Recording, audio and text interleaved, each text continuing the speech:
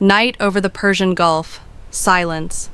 Then the low hum of radar, invisible beams sweeping across black water, satellites drifting in cold orbit, pilots breathing through oxygen masks, fingers hovering over switches that can redraw maps in minutes.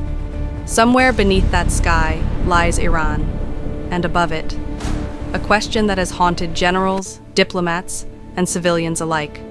Has the United States and Israel achieved near complete control of Iran's airspace?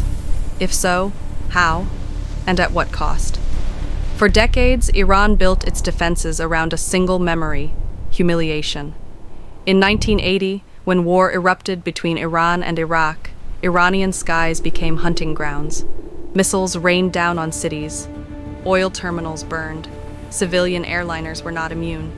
In 1988, Iran Air Flight 655 was shot down by the USS Vincennes. 290 lives vanished in 8 minutes. The lesson was carved into Tehran's strategic DNA: never again be defenseless from above. So they built layers. Russian-made S-300 systems, indigenous Bavar 373 batteries, underground missile cities carved into mountains, radar sites hidden across deserts and coastlines. A doctrine rooted not in dominance, but deterrence. The sky would be guarded. But history does not stand still. The official narrative in Washington is simple: containment, non-proliferation, stability. In Tel Aviv, it is survival, a vow shaped by geography and memory. Threats must be neutralized before they mature. Publicly, both nations speak the language of defense. Privately, the calculus is colder. Air superiority is not just military advantage, it is political leverage.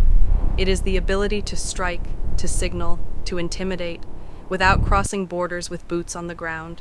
Control the sky, and you control escalation itself. Over the years, shadows began to move. Cyber operations disrupted centrifuges at Natanz.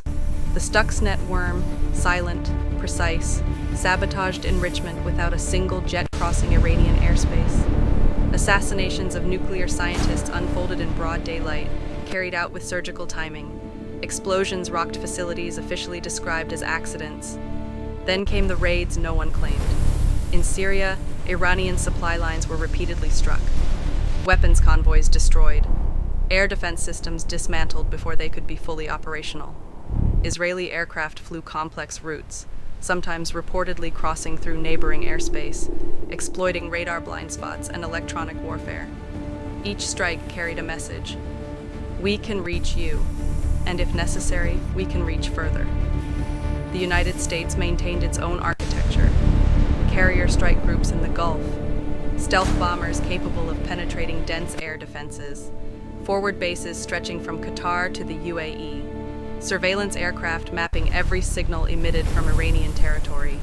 This was not improvisation, it was preparation. Military planners study something called SEAD, suppression of enemy air defenses. It is the art of blinding a nation before striking it. Destroy the radar, jam the frequencies, decapitate command and control. If near complete control of Iran's airspace were ever achieved, it would not happen in a single night.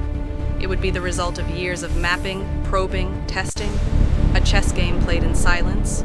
But control is not the same as occupation. Iran's air defenses remain active. Its missile arsenal remains vast. Its proxies across the region, in Lebanon, Iraq, Yemen, form a web of deterrence designed to respond asymmetrically. Air superiority does not eliminate retaliation. It simply changes its form: missiles instead of jets, drones instead of divisions, cyber strikes instead of tank columns. The battlefield becomes fluid, invisible. And beneath all of this, beneath the satellites and stealth, are ordinary people. A shopkeeper in Isfahan who hears a distant explosion and wonders if war has begun. A young Israeli conscript scanning radar screens at 3 a.m., aware that one miscalculation could ignite the region. An American sailor aboard a carrier in the Gulf, staring at the horizon, knowing that any flare in the sky could mean escalation. Strategy is drawn in conference rooms. Fear is felt in bedrooms. Control of airspace is measured in data, but its consequences are measured in heartbeats. Has near-complete control been achieved? Militarily, the balance suggests that in a direct confrontation, the United States and Israel possess the technological edge. Stealth aircraft, advanced electronic warfare, real-time satellite intelligence, decades of combat-tested coordination. Iran knows this, which is precisely why its doctrine avoids symmetrical war.